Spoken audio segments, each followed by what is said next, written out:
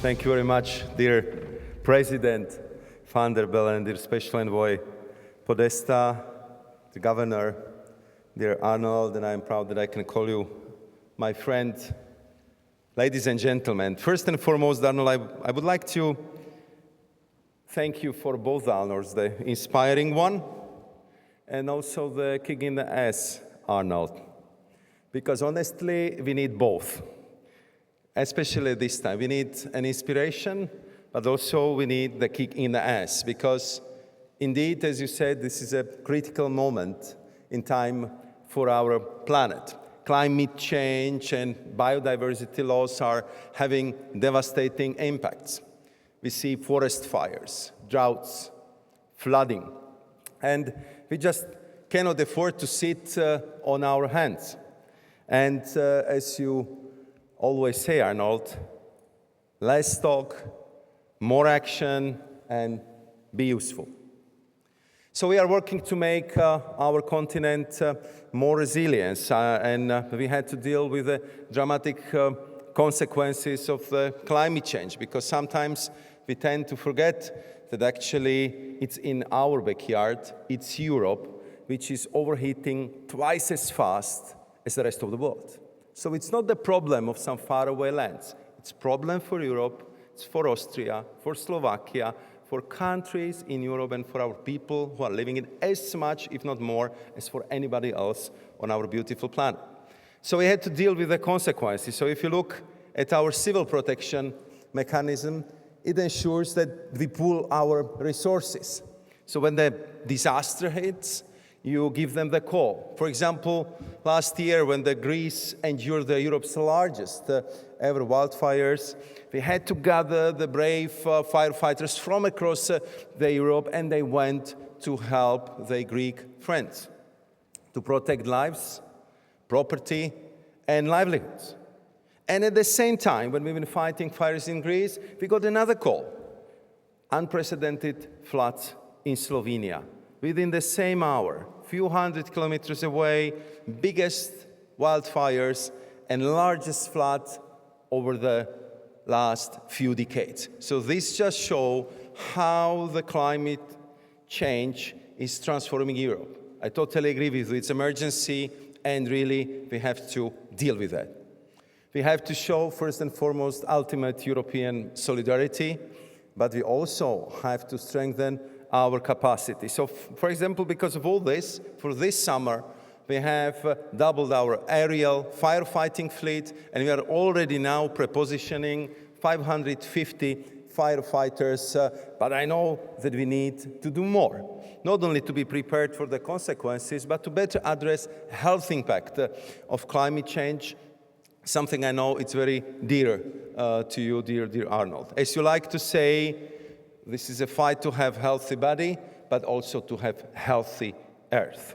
So we are also working for more sustainable tomorrow. And we have achieved a lot over the past 4 years, including when it comes to energy security. Because of Russian aggression towards Ukraine, we made sure that we would have more homegrown renewables, less fossil fuel from Russia, and something possible thanks to our cooperation with the United States of America, and for which I thank President Biden and his special envoy, John Podesta.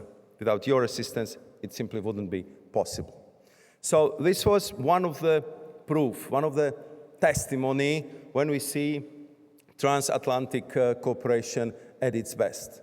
The EU has also put in place top-notch legislation, the European Green Deal. And this is what I hope is our inspiration to Europe, Europeans, to the world, to the countries who also want to live in a healthier and clean planet, and they share the vision with us to be climate neutral already by the mid of this century.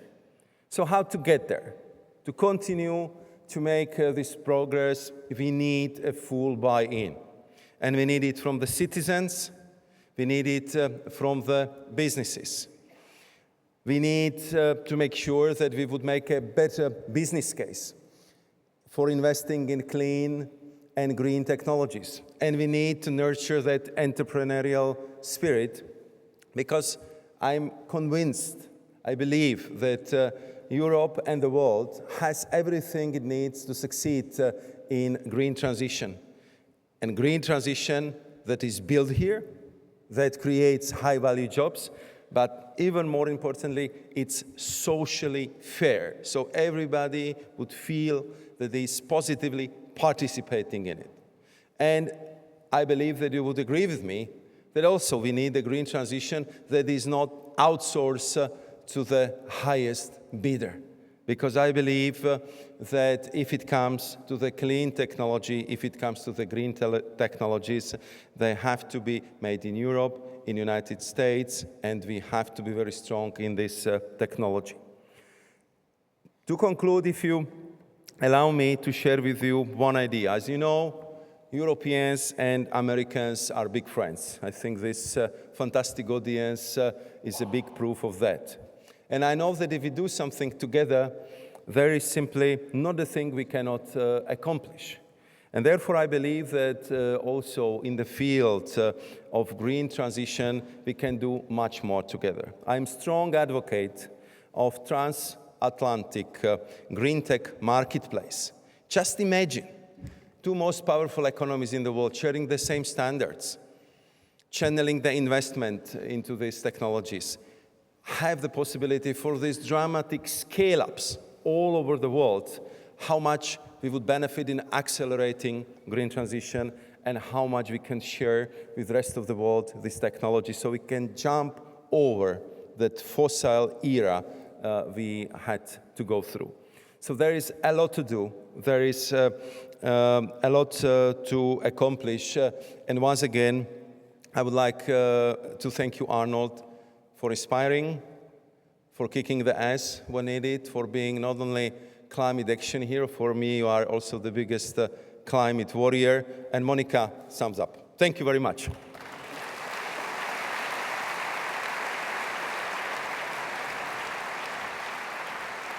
Thank you, Vice President Šefčovič. Well, Arnold gave us a swift kick in the ass. Vice President, you just gave us some hard truths and also a good vision. We're going to hear more from Vice President Šefčovič. He's going to sit down for a fireside chat with Governor Schwarzenegger and our next speaker, who we are very honored and very happy that he could be here with us. He is the special advisor to the U.S. President on international climate policy, and he has been a force for good in American politics for many decades. Ladies and gentlemen, please welcome Mr. John Podesta.